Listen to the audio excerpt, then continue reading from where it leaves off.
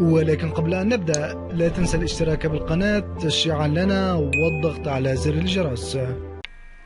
السلام عليكم متابعينا الكرام، في حلقة جديدة من الدراما المشوقة الميراث، بحيث تبدأ حلقة مع فهد أديب وهما يجلس في المقهى، ويسأل أديب فهد عن الرجل الغريب، وقال له: أظن أنه رجل غني، وهو شيء غريب أن يجلس في هذه المقهى المتواضع.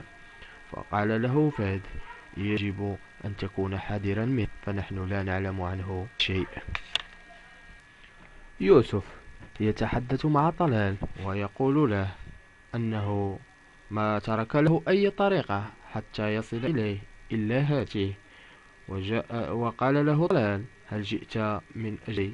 فرد عليه يوسف: لا، لم أتي لأجل هذا. قال له طلال: أنت طردتني أمام العاملين في الشركة، أمام كل الناس. فقال له يوسف: وأمام أخوك المدير التنفيذي، وهو الوحيد القادر على إيقافي رغم أنني الوريث. وقال يوسف أيضا لطلال أنه لما طرده أتى عنده زيد إلى المكتب، فتوقع يوسف أنه سيتعصب عليه من أجل طرده لأخيه، ولكن كان عكس ذلك، فقال له: يجب أن تثق بي. فانصدم طلال من هذا الكلام. السلام عليكم، لا تنسوا الاعجاب بالفيديو والاشتراك في القناة تشجيعا لنا لنستمر بنشر المزيد إن شاء الله.